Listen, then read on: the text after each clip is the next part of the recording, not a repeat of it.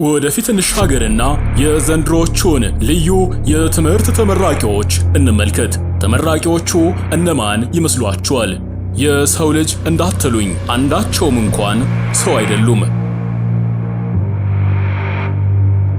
በሻንጋይ ውስጥ የሚታየው ነገር ይሄማ ከሳይንስ ፊክሽን ፊልም የተቀነጨበ ነው ያስባለ ከ100 በላይ ሰው መሳይ ሮቦቶች በአንድ ማዕከል የተሰበሰቡበት ነው። እየሆነ ያለው ጉዳይ በርካቶች ቆም ብለው ምን እየተካሄደ ነው እንዲሉ ያስገደደና ክስተቱን እንደ ተራ ወሬ ሳይሆን ታሪክን እስከ ወዲያኛው እንደሚቀይር ድርጊት አድርገው እንዲያዩት ያደረገ ነው። እነዚህ ሮቦቶች ዓላማቸው ምን ይሆን? ተሰብስበው የሚማሩት ትምህርትስ ምንድነው? አስቡት። የተሰበሰቡት በፋብሪካ ወይም በላቦራቶሪ ውስጥ አይደለም።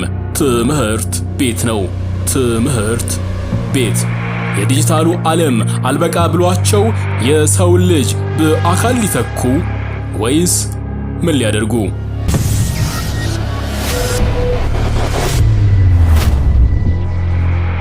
እዚህ ጋር እስኪ ላፍታ ላቁማችሁና በግልጽ እንወያይ። ሁልጊዜ የቴክኖሎጂን አስፈሪ ጎን ብቻ እያነሳን ስንጨነቅ እንኖራለን። እውነቱን ለመናገር ይህንን ፋይል እንደተመለከትኩ ምንድነው እየመጣ ያለው ጉዳይ ብዬ ደንግጬ ነበር። ነገር ግን ጉዳዩን ስመለከተው ያገኘሁት ነገር ከፍርሃቴ በተቃራኒው ነበር። እንዲያውም ብዙ ሰዎች እንደ ስጋት የሚያዩት ነገር ምናልባት የሰው ልጅ በታሪኩ ካስተናገዳቸው ትላልቅ ለውጦች መካከል አንዱ ሊሆን የሚችል ጉዳይ ነው።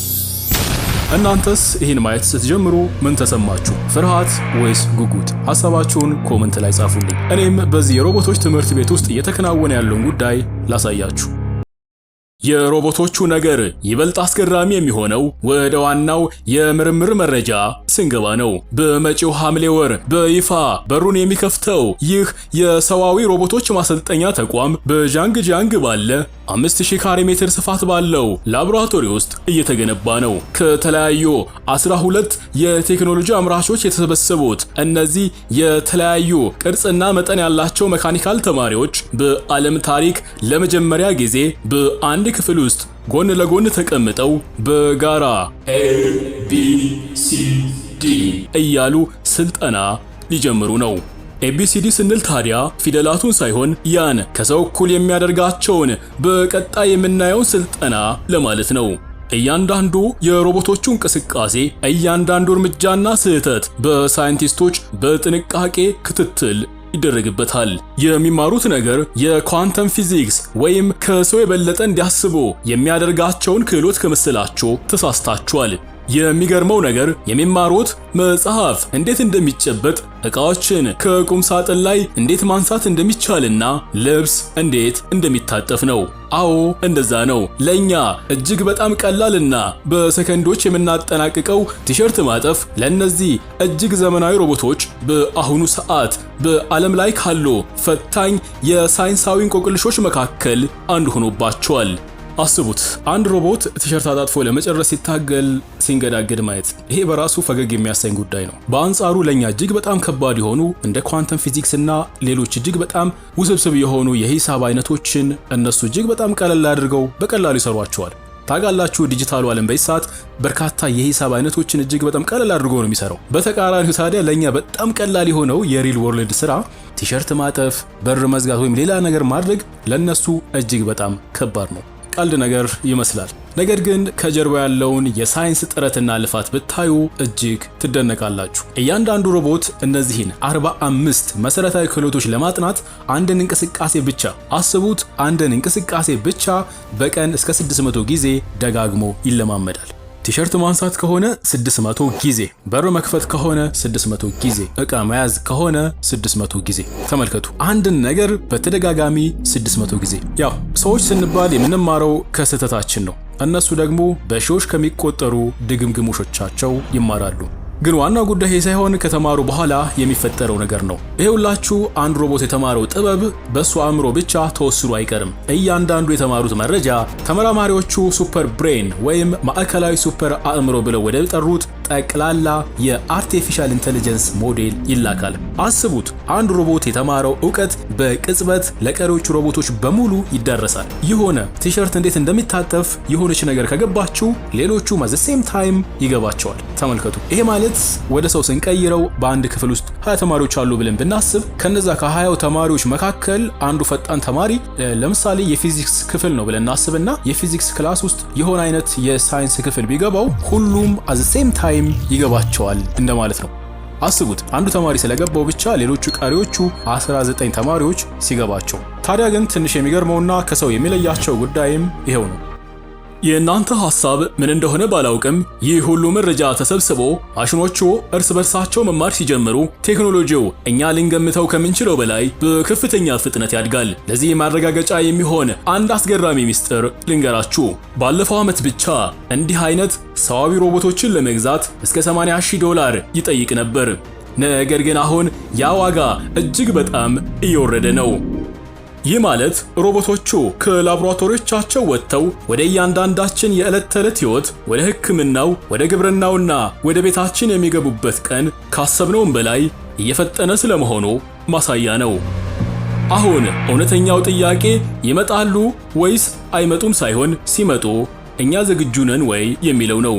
ነገሩን ይበልጥ ጠጋ ብለን ስናየው እዚህ ጋር አንድ ትልቅ እንቆቅልሽ ይጠብቀናል። ዛሬ በዓለማችን ላይ ግዙፍ የቴክኖሎጂ ኩባንያዎች መረጃን ከወርቅም በላይ ዋጋ ይሰጡታል። ይሄን ታውቁታላችሁ። የሆነ ካምፓኒ ያለውን የቴክኖሎጂ ሚስጥር ለሌላኛው በቀላሉ አሳልፎ አይሰጥም። የአይፎን መረጃም ይሁን የኤአይን መረጃ ወይንም ደግሞ ሌላ ማንኛውም ነገር ቢሆን እንደ ትልቅ ሀብት ቆጥረው በጥብቅ ይጠብቁታል። ተፎካካሪዎቻቸው እንዲያዩት ፈጽሞ አይፈልጉም። ነገር ግን በሻንጋይ የሆነ ያለው ነገር ይህንን ነገር ከስሩ ይንደዋል።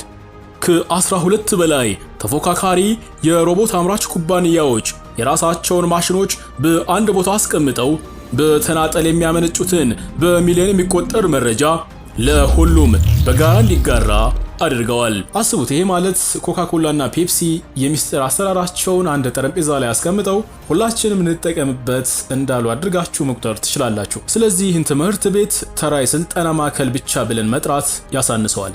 በእርግጥ እዚህ እየተሰራ ያለው ነገር ሮቦቶችን ማሰልጠን ብቻ አይደለም፣ የዓለማችንን ቀጣይ የቴክኖሎጂ ምዕራፍ ለመጻፍ የሚደረግ ሙከራ ነው። እናም የሚገርመው ነገር ታዲያ የሙከራ በሚስጥር የሚካሄድ አይደለም፣ አይናችን እያየ በግልጽ እየተፈጸመ ነው። ምናልባትም እዚህ ውስጥ እየተገነባ ያለው ሮቦት ብቻ ሳይሆን ከሮቦቶቹ ጋር አብሮ የሚኖረው የወደፊቱ የሰው ልጅ ዓለምም ሊሆን ይችላል። ትምህርት ቤት በነበራችሁበት ሰዓት ጎበዝ ተማሪዎች የሰሩትን የቤት ስራ ወይም የያዙትን ማስታወሻ ሲደብቁባችሁ ታስታውሳላችሁ? እኔ ብዙ ጊዜ አጋጥሞኛል። የቴክኖሎጂው ዓለምም እስከ ዛሬ ድረስ ልክ እንደዚያ ነበር። እያንዳንዱ ኩባንያ የሰበሰበውን መረጃ እንደ ፈተና መልስ ወረቀት ደብቆ ይዘው ነበር። ነገር ግን እዚህ ያለው ምስል ፍጹም የተለየ ነው። አንደኛው ሮቦት በአንድ ሰከንድ ውስጥ የሰራውን ስህተት ወይም ያገኘውን አዲስ ዕውቀት ወዲያውኑ ለቀሪዎቹ 99 ሮቦቶች በሙሉ ያጋረዋል። አንዱ ስለተማረ ብቻ ሁሉም at the same time ይማራሉ፣ አብረው በጋራ ከፍ ይላሉ፣ ይበልጣሉ። እኛም ታዲያ በዚህ ልክ በዚህ ፍጥነት እርስ በርስ መማማር ብንችል ኖሮ ዓለማችን ዛሬ የት ልደርስ እንደምትችል አስባችሁታል? ምናልባትም የዚህ ታሪክ አስፈሪው ወይም አስደናቂው ክፍል ሮቦቶቹ መራመድ መቻላቸው ወይም ደግሞ የሆነ ነገር አንስተው ማስቀመጣቸው ወይም መስራታቸው አይደለም። አንዱ የተማረው ነገር በቅጽበት የሁሉም ዕውቀት መሆኑ ነው። ምክንያቱም ይህ የመማር ፍጥነታቸውን ምን ያክል እንደሚጨምረው አስቡት። ምናልባት በድግግሞሽ 600 ጊዜ ሊሰሩ ይችላሉ። ነገር ግን አንዱ የተማረው at the same time ለሁሉም ይደርሳል። ይሄ ማለት የሮቦቶቹ ቁጥር በበዛ ቁጥር የመማር ፍጥነታቸውም አብሮ ያድጋል ማለት ነው። ይህ የጋራ አእምሮ ወይም ሱፐር ብሬን የሚገነባው ሮቦቶቹ ከሰው መምህራኖቻቸው በሚቀበሉት ትዕዛዝ ነው። ተመራማሪዎቹ መመሪያውን ይሰጣሉ፣ ማሽኖቹ ደግሞ ትዕዛዙን ተቀብለው በራሳቸው ውሳኔ ስራውን ያጠናቅቁታል። ለምሳሌ አንድ ሮቦት መጥበሻ እንዴት መያዝ እንዳለበት ይማራል እንበል። መጀመሪያ ይሳሳታል፣ ያንሸራትተዋል፣ አንዳንዴም ይጥለዋል። ከዚያ ግን ቀስ በቀስ ይቆጣጠረዋል። የሚገርመው ግን ይህን የተማረው ያ ሮቦት ብቻ አለመሆኑ ነው። ለሌሎቹ ሮቦቶች በሙሉ ይተላለፋል። ይሄ ደግሞ ቴክኖሎጂውን በሚያስፈራ ፍጥነት እንዲሻሻል አድርጎታል። ለዚህ ማስረጃ ደግሞ ዋጋውን ብቻ ማየት በቂ ነው። በባለፈው ዓመት መገባደጃ ላይ መጥበሻ ገልብጦ ማሳየት የሚችል ሮቦት ለመግዛት $80,000 ያስፈልግ ነበር። ዛሬ ግን ቴክኖሎጂው እርስ በርሱ መማማር ስለጀመረ ያ ዋጋ በሚገርም ሁኔታ እየወረደ መጥቷል። ይህም የሚያሳየው አንድ ነገር ብቻ ነው። ማሽኖቹ የሰው ልጅ ለመምሰል ብቻ ሳይሆን የሰው ልጅ የሚሰራውን ስውር ጥበብ በፍጥነት እየተማሩት መሆኑን ነው። ከሳይንቲስቶቹ አንደበት የተሰማው መረጃ የ2026ቱ የሮቦቶች ተመራቂ ክፍል በዋናነት የሚሰለጥነው በ4 ትላልቅ ዘርፎች ላይ ነው። በፋብሪካዎች ውስጥ ከባድ ዕቃዎችን ለማንሳት፣ በሕክምና ተቋማት ውስጥ አቅመ ደካሞችን ለመርዳት፣ በቱሪዝምና በአገልግሎት ዘርፉ እንግዶችን ለማስተናገድና በግብርናው መስክ አድካሚ ስራዎችን ለማከናወን። በአጭሩ እነዚህ ማሽኖች የተሰሩት የሰው ልጅ ለመተካት ሳይሆን የሰው ልጅ ከሚያደክሙትና ጊዜውን ከሚበሉት ስራዎች ለማላቀቅ ነው ተብሎ በፈጣሪዎቻቸው ዘንድ እየተነገረ ነው። ከባዱን እነሱ ይሸከሙ፣ አሰልቺውንም እነሱ ይደጋግሙት። እኛ ደግሞ ማሰብ፣ መፍጠር፣ መመርመርና አዳዲስ ነገሮችን ማሳካት ላይ እናተኩር። የሳይንቲስቶቹ ዕቅድ ሲጠቃለል ይህን ይመስላል። ነገር ግን እዚህ ጋር አንድ ትልቅ ጥያቄ ይነሳል። ሰው ሊሰራቸው የሚችላቸውን ውሳኔዎች፣ ኃላፊነቶችና ቁጥጥሮች በሙሉ ለማሽኖች አሳልፈን የምንሰጥበት ጊዜ ቢመጣስ? ያኔ ታዲያ ይህ ነገር ፈጽሞ ሌላ አቅጣጫ ሊይዝ ይችላል። ይህ ሁሉ ሲባል ግን ማሽኖቹ ዝም ብለው የሰው ልጅን መመሪያ ብቻ የሚቀበሉ እንዳይመስላችሁ። እንደ ማዕከሉ የገበያ ስርዓት ዳይሬክተር ያንግ ዠንግ አገላለጽ እነዚህ ሮቦቶች በስልጠና ወቅት ከሰበሰቡት በሚሊዮን የሚቆጠር መረጃ ጋር ራሳቸውን በማዛመድ ራሳቸውን ችለው ውሳኔ በማሳለፍ እጅግ ውስብስብ ስራዎችን እንደሚያከናውኑ እየተጠበቀ ነው። ይህ ማለት አንድን ስራ ለመስራት ተደጋጋሚ የሰው ልጅ ጣልቃ ገብነት አያስፈልጋቸውም። ምክንያቱም የራሳቸው የሆነ ማገናዘብ የሚችል አእምሮ ባለቤቶች ስለሆኑ። ስለዚህ ዛሬ በክፍል ውስጥ እንደ ተማሪ የምናያቸው እነዚህ ሮቦቶች ነገ ከነገ ወዲያ ወደ እውነተኛው ዓለም ሲገለጡ ለእርምጃቸው ትዕዛዝ የማይጠብቁ ራሳቸውን ችለው የሚያስቡና የሚወስኑ አዲስ አይነት በሰው እጅ የተፈጠሩ ነፃ ፍጥረታት ይሆናሉ። እንዳየነው እንደሰማነው እነዚህ ማሽኖች በአንድ የጋራ ሱፐር አእምሮ ስር ሆነው ዕውቀትን እየተጋሩ በፍጥነት እያደጉ ነው፣ እጅግ በጣም በሚገርም ፍጥነት። ነገር ግን እውነተኛው ጥያቄ ስለ ሮቦቶቹ ሳይሆን ስለኛ ስለ ራሳችን ነው። ዛሬ እነሱ ትምህርቱን እየተማሩት ነው፣ ነገ ደግሞ ራሳቸውን ችለው መወሰንን ይማራሉ። ከዚያ በኋላ ግን በአንድ ትምህርት ቤት ውስጥ የጀመረው ይህ ሙከራ በ10 ዓመታት ውስጥ ዓለማችንን ምን ያህል ይለውጣት ይሆናል ብላችሁ አስቡ።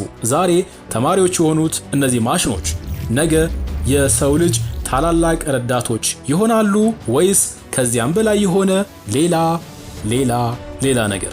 ይህ የፊውቸር ዲኮድድ ልዩ እይታ ነው። ላይክ ማድረጋችሁንና ቤተሰብ ያልሆናችሁ ደግሞ ሰብስክራይብ ማድረጋችሁን አትርሱ። ፊውቸር ዲኮድድ